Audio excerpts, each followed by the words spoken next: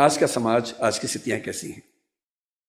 हमारे बच्चों की सबसे बड़ी उपलब्धि भी, सबसे बड़ी चिंता भी ये है कि वो इंटरनेट के दौर के पैदाइशी बच्चे हैं। हमारी जनरेशन वो है जिसने सारे चेंजेस को देखा। हम लोग दुनिया के सबसे रोचक जनरेशन के लोग हैं, जो मेरी जैसी उम्र के लोग हैं, 40-50। मैं 50 का हूं, आप तो 40-30 के लग रहे हैं देखने में। तो मतलब जो 40-50-55 की उम्र के लोग हैं, इतनी इंटरेस्टिंग जनरेशन इस दुनिया के इतिहास में कोई नहीं है जितनी हमारी है। हम जब पैदा हुए तो टेलीविजन आने वाला था। टेलीविजन हमारे दौर में 1975 में पैदा हुआ भारत में। टेलीविजन से लेकर फिर कलर टीवी, फिर वीसीआर, वीसीपी, वहां से होते होते फोन जिसमें घुमा घुमा के फोन करना पड़ता था, फिर थोड़े अच्छे फोन होने लगे, वायरलेस होने लगे। मोबाइल फोन पहली बार जिसमें इनकमिंग आउटगोइंग 16 रुपए पर मिनट हुआ करती थी। वो ऐसे फोन बटन वाले जिनसे आप कील भी ठोक सकते हैं, ऐसे फोन हुआ करते थे।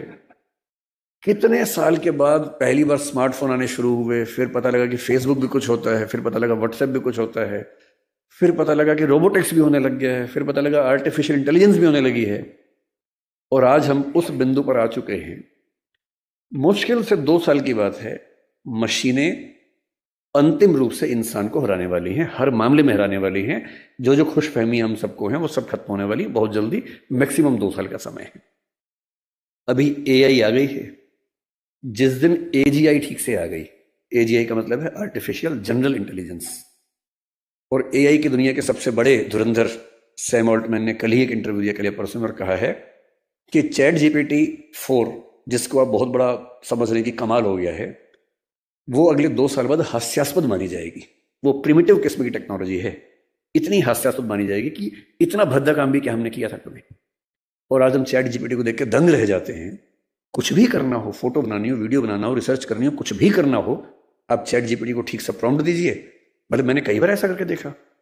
एक विषय पर रिसर्च करनी है, पहले मुझे दिन भर लगता था 24 घंटे रिसर्च करने में, अब 24 सेकंड लगते हैं, वो सब कुछ करके देता है। और आज से 2 साल बाद ये प्रिमिटिव होने वाला है, आदिम होने वाला है। उसके बाद तो पता नहीं क्या होगा। इस दौर में जो बच्चे पैदा हुए, जिनको जेन जी और पता नहीं क्या क्या आजकल हम बोलते हैं, जनरेशन जी है, जनरेशन वाई है, हर 5-7 साल में चेंज हो रही जनरेशन आजकल। ये किस दौर के बच्चे? ये पैदा होते हैं जैसी माँ थोड़ी परेशान है, बाप परेशान है, खट से उसको मोबाइल फोन दे दिया, या टेलीविजन पे लगा दिया कोई अच्छा सा टीवी चैनल जिसपे वो सब आ रहा है, राइम्स आ रही है, अच्छी अच्छी वीडियो के साथ आ रही है, कार्टून फिल्म आ रही है। और बच्चे को पता लग गया कि एक मेरा बाप है, एक मेरी माँ है, और एक इन दोनों से ज़्यादा इंटरेस्टिंग एक और है, ये बड़ा सा, इसमें हमेशा बढ़िया चीज़ें आती हैं। ये तो कभी कभी गुस्सा करते हैं, ये वाला ज़्यादा अच्छा है, तो टीवी पे ज़्यादा उसको मजा आने लगता है। अब रात को सो रहे वहाँ तो टीवी भी नहीं है, तो फिर फ़ोन दे दिया, फिर बच्चा फ़ोन में। कई बच्चे आजकल ऐसे हैं जो किताब जब पहली बार देखते हैं, किताब पे ऐसे ऐसे करते हैं, क्योंकि वो जिस दौर के बच्चे हैं उनको अखबार पे, किताब पे, इतना ही नहीं, दीवार पे ऐसे करने लग जाते हैं, टेबल पे ऐसे करते हैं कि बड़ी क्यों नहीं हो रही टेबल, क्योंकि वो क्या कर रहे हैं, उसी दौर के बच्चे हैं। ये तो मजे की बात है कि अच्छा फोन है, माँ की चिंता कम, बाप की चिंता कम हो गई, फोन दिया, हम मस्त हो गए। लेकिन साथ में और क्या क्या आता है। इन बच्चों का खेलने का मन नहीं करता, क्योंकि इनके पास खेल से ज्यादा रोचक चीजें हैं। मुझे अच्छे से याद है कि हमने पहली बार 5वीं-6ठी क्लास में जाके ऊट पटांग चीजें पढ़नी देखनी शुरू की थी स्कूल में। पहले क्या है, पेरेंट्स हैं घर में, पेरेंट्स के होते हुए हिम्मत नहीं हो सकती, ना दिमाग में कुछ आता था। स्कूल गए, हर स्कूल में क्या होता है, एक आध बच्चा होता है जो नेता होता है क्लास का, जो कहीं कहीं से ज्ञान लेके आता है और सारे बच्चों में डिस्ट्रीब्यूट करता है कि भैया तुम तो बच्चे हो, तुम्हें नहीं पता दुनिया कैसे चल रही है, ये है असली चीजें।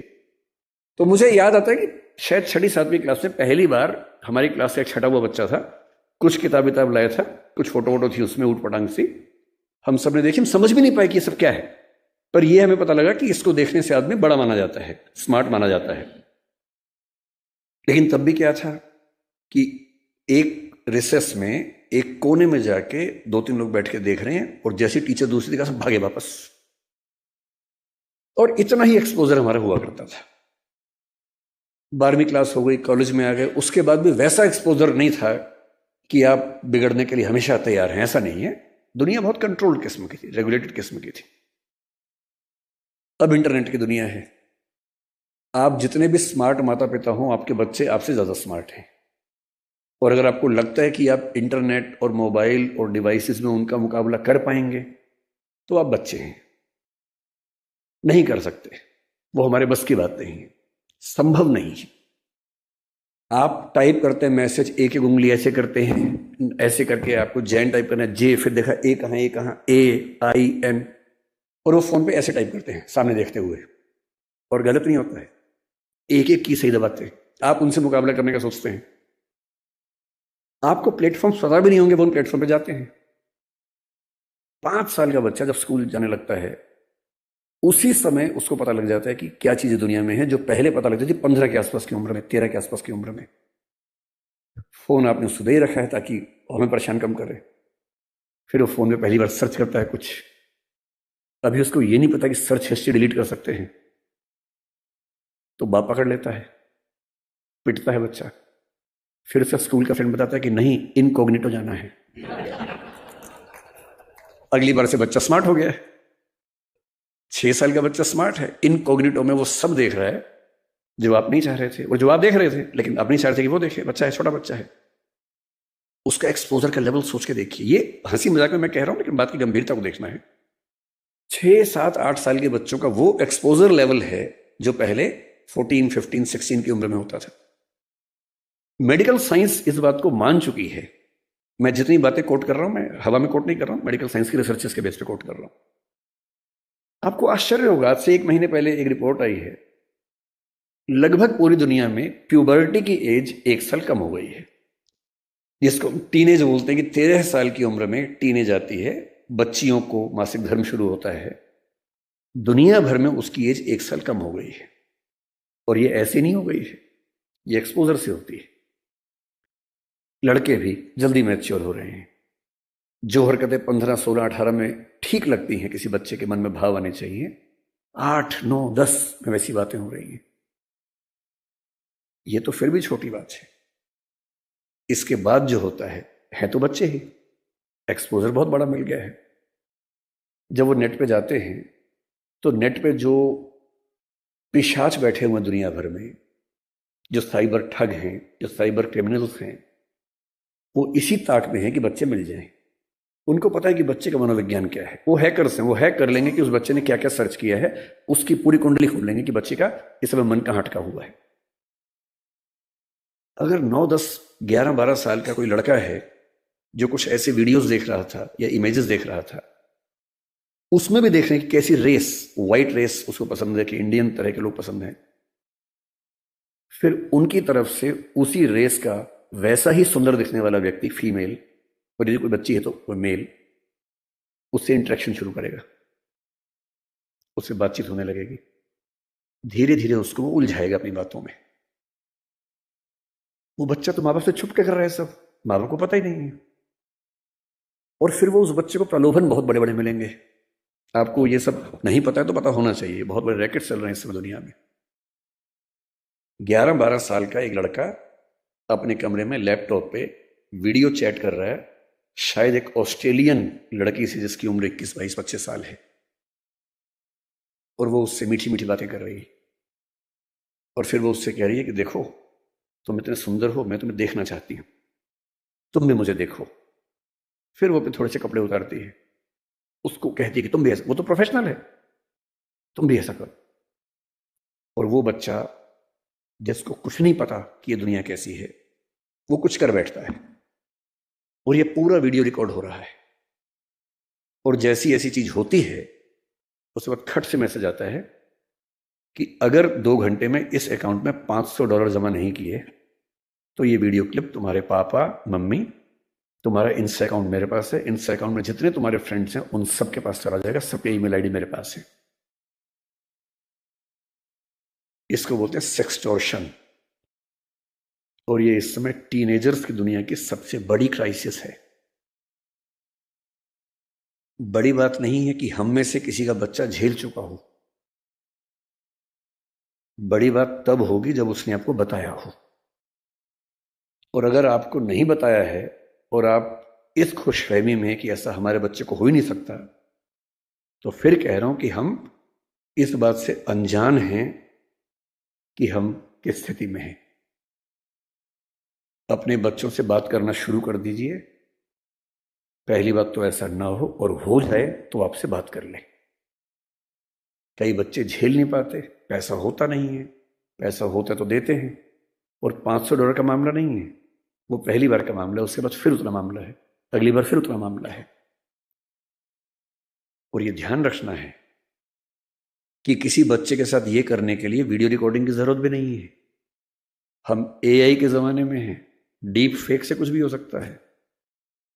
किसी आर्टिफिशियल इंटेलिजेंस जो फोटोग्राफी बेस्ड ऐप है, सिर्फ इतना उसको कहना है कि ये फोटो है, सिंपल फोटो, स्कूल की फोटो, पासपोर्ट साइज फोटो, उसको देनी है और कहना है कि इस फोटो को एक ऐसी फोटो में तब्दील कर दो कि ब्लैकमेल किया जा सके। किसी के साथ भी हो सकता है। बस कल को कभी हम में से किसी का बच्चा हमसे ये कहे कि देखो पापा, देखो मम्मी, ये फोटो मेरी लग रही है पर मेरी है नहीं, तो उसको मारना पीटना नहीं है, भरोसा कर लेना है कि ऐसा हो सकता है। तकनीक इस लेवल पे है। और एक और टेक्नोलॉजी जो भी पब्लिक डोमेन में नहीं आई है, कभी भी आ सकती है लेकिन बन चुकी है, वो क्या करती है, एक फोटो देनी है और प्रॉम्प्ट देना है कि इस फोटो के बेस पे वीडियो बनाओ और वीडियो में ये होना चाहिए। आप जो चाहेंगे वीडियो बन जाएगा, आपका ही बन जाएगा, आप वो नहीं है। और आप क्या, इस दुनिया के बड़े बड़े टेक्निकल एक्सपर्ट्स नहीं बता पाएंगे कि ये वीडियो नकली है। इसको डीप फेक कहते हैं आजकल, डीप फेक। हमारे आपके बच्चे इस खतरे से गुजर रहे हैं और ये आज नहीं तो कल हम सबके बच्चों को झेलना है। उन सबको समझाने की जरूरत है कि जब किसी से प्रेम भी करते हो, मान लीजिए आजकल बच्चों के प्रेम में क्या होता है, सबसे पहले पासवर्ड शेयर करते हैं कि तू मुझसे प्यार करती है, हाँ तो पासवर्ड दे, तू मुझसे प्यार करता है तो पासवर्ड दे, दोनों पासवर्ड देते हैं। फिर एक और आईडी बना लेते हैं अलग से, उसका पासवर्ड देते हैं। फिर उसका भरोसा और कायम करना है।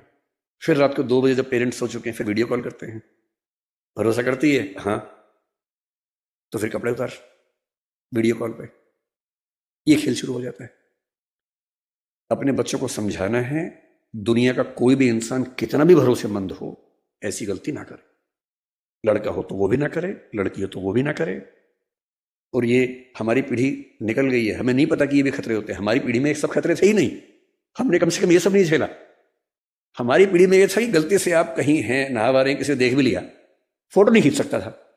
फोटो खींचने के लिए फोटोग्राफर बुलाना पड़ता था बाहर से। या तो हर आदमी फोन लेके घूम रहा है, और फोटो अगर खिंच गई, अगर आपको भी ऐसी मासूमियत आपके अंदर है कि मैंने फोटो खींच ली, मेरा फोन तो एयरप्लेन मोड पे है, मेरे फोन में ही है, बाहर तो गया ही नहीं, इसको बोलते हैं मासूमियत। अगर आपने फोन में फोटो खींच ली है और डिलीट कर दिया उसको, अगर आपको लगता है डिलीट हो गई, तो ये मासूमियत है।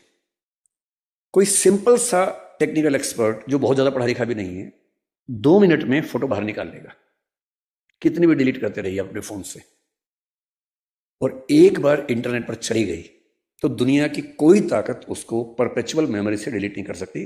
वो दुनिया के इतिहास में जब तक दुनिया रहेगी, वो फोटो रहेगी, वो वीडियो रहेगा, कोई नहीं छिप पाएगा, कोई बच नहीं पाएगा।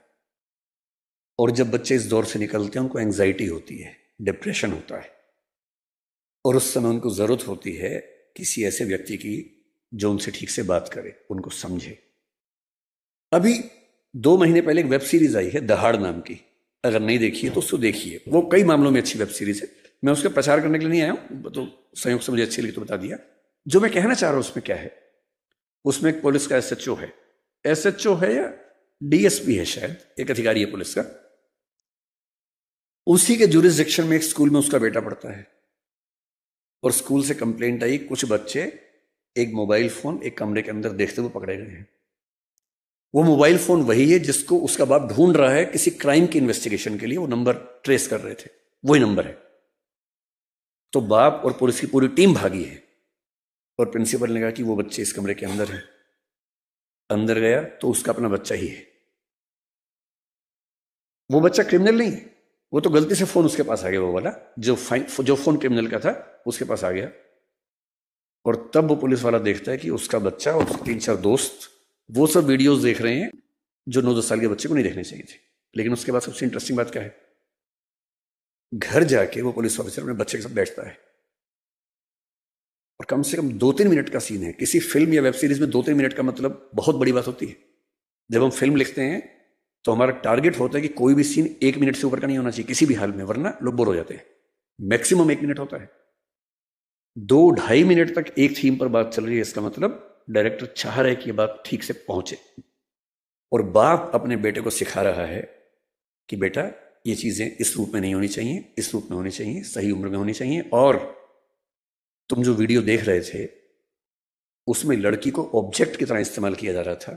लड़कियां ऑब्जेक्ट नहीं होती हैं, इंसान होती हैं। तुम्हारी माँ, तुम्हारी बहन भी लड़की है। ध्यान रखना, जिससे प्रेम करो, जिससे शादी करो, वैसा ही सलूक करना जो चाहते हो कि तुम्हारी बहन के साथ भी हो। ये होती है बाप की जिम्मेदारी, ये होती है माँ की जिम्मेदारी कि जब बच्चे उस रास्ते पर जाएं तो उनको थोड़ा समझाए कि क्या करने की जरूरत है। इस दौर में पहली बार ऐसा हो रहा है कि ड्रग्स इतने आसानी से उपलब्ध हैं जो किसी और दौर में उपलब्ध नहीं थे। कंपटीशन जितना कभी नहीं था उतना आज है, इसलिए कोटा में ऐसी घटनाएं रोज सुनने को आ रही हैं हमारे सामने। ग्लोबलाइजेशन ऐसा है कि कम से कम आपकी कम्युनिटी में, क्योंकि आपकी कम्युनिटी एक रिच कम्युनिटी है, जनरली आपके बच्चे देश से बाहर यात्रा करेंगे ही करेंगे। ग्लोबल बिजनेस बनाएंगे, कोई ऐसा बिजनेस बनाएंगे जो कई देशों में चलता हो, तो उनको आना जाना पड़ेगा ही पड़ेगा। एक ऐसी पीढ़ी जो ग्लोबल विलेज से कनेक्टेड है, इंटरनेट से कनेक्टेड है, एआई की दुनिया में है, उसके ऊपर जितने खतरे हैं उतने कभी नहीं थे। इसलिए पहली बात जो मैं कहना चाह रहा था वो ये है कि थोड़ा सा मुस्तैद हो जाने की जरूरत हम सबको है। बच्चों पे आरोप लगाना सबसे आसान काम है, तू है ही ऐसा, तू है ही वैसा। सही तरीका यह है कि हम समझे कि हमारी क्या जिम्मेदारी बनती है।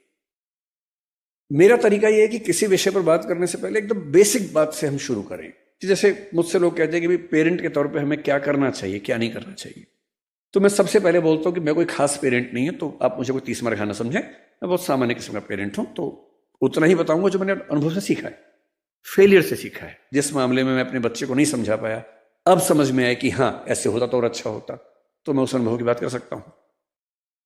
सबसे पहला सवाल अपने आप से यह पूछना है कि हम अपने बच्चों से चाहते क्या है, पर्पस क्या है हमारा। अगर पर्पस स्पष्ट है तो तरीके सारे मिल जाएंगे, अगर पर्पस स्पष्ट नहीं तो तरीके नहीं मिलेंगे। मैं अपने बच्चे को किस रूप में देखना चाहता हूं, अगर ये क्लैरिटी है तो सारे रास्ते क्लियर है। तो मैंने अपने आप से पूछा कि मैं अपने बच्चे की जिंदगी में क्या चाहता हूं। तो मैंने 4-5 एरोज निकाले कि क्या मैं ये चाहता हूं, ये चाहता हूं या ये चाहता हूं।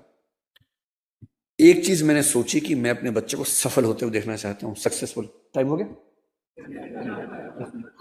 ठीक है ठीक है, आप जितना कहेंगे 10 मिनट। ये छुप के बोल रहे 10 मिनट, तो मैंने खुल के बोल दिया। तो मेरे सामने 3-4 चीजें हैं कि मैं चाहता हूं कि मेरा बच्चा सक्सेसफुल हो। सब चाहते हैं, आप भी चाहते ही होंगे। सक्सेस का मतलब है खूब पैसा हो, पावर हो, प्रसिद्धि हो, सामाजिक रसूख हो। फिर मैंने सोचा कि नहीं, मैं ये चाहता हूं कि मेरा बच्चा कायदे का इंसान बने, उसमें एम्पैथी हो, पेरेंट्स से, परिवार से, दोस्तों से, समाज से अच्छा संबंध हो, कमिटमेंट्स पूरी करता हो। फिर मुझे लगा ठीक है कमिटमेंट्स, लेकिन मैं चाहता हूं कि मेरा बच्चा इतना मजबूत हो, स्मार्ट हो कि किसी भी चैलेंज को झेल सकता हो, घबराए नहीं। फिर लगा नहीं, मैं ये चाहता हूं कि मेरा बच्चा फिजिकली, मेंटली, इमोशनली फिट रहे, स्वस्थ रहे। फिर मुझे लगा कि सब कुछ हो तो कितना अच्छा है, लेकिन तभी समझ में आया कि सब कुछ तो मेरे पास भी नहीं है, तो मैं कैसे उम्मीद करूं कि बच्चों में हो जाएगा। तब मैंने अंत में एक चीज लिखी कि एज ए पेरेंट मेरी सबसे पहली और आखिरी इच्छा ये होनी चाहिए कि मेरा बच्चा खुश रहे जीवन में। इससे बड़ी क्या इच्छा हो सकती है? आप कहेंगे कि हाँ सक्सेसफुल हो और खुश रहे, ठीक तो है, पर मैं ये कह रहा हूं कि कभी कभी ऐसा हो सकता है कि सक्सेसफुल होकर दुखी रहे, और जैसी सक्सेस आप चाह रहे थे वैसी ना मिलने के बाद भी खुश रहे। और अगर मुझे दोनों में से एक को चुनना हो कि सक्सेसफुल और दुखी या कम सक्सेसफुल लेकिन खुश, तो एज ए पेरेंट मेरा पहला भाव क्या होना चाहिए कि वो खुश रहे। क्योंकि मैंने तो ऐसे आईएएस आईपीएस अधिकारियों को देखा है जिन्होंने आत्महत्याएं कर ली हैं, उनसे बड़ा सफल कौन होगा? मैंने ऐसे बड़े बड़े टाइकून्स को देखा है बिजनेस की दुनिया के जो खुश नहीं है, जिनसे बात करो तो लगभग रोते रहते हैं रात दिन, लेकिन टाइकून्स हैं, बहुत अमीर लोग हैं। तो मैं ऐसा क्यों चाहूं कि मेरा बच्चा ऐसा हो? तो मैंने एक पिरामिड बनाया जो शायद आपके काम का भी हो। मैं एकदम क्लियर हूं, मैं अपने बच्चे से हमेशा ये बात करता हूं कि भैया मुझे सबसे पहले ये चाहिए कि तुम खुश रहो, बाकी सब सेकेंडरी है। उसके साथ हो जाए तो अच्छा है, नहीं तो मुझे तुम्हारी खुशी से मतलब है, बाकी सब बातें बात की। आज की दुनिया में मोबाइल, इंटरनेट और एआई हर किसी की जिंदगी का हिस्सा बन चुके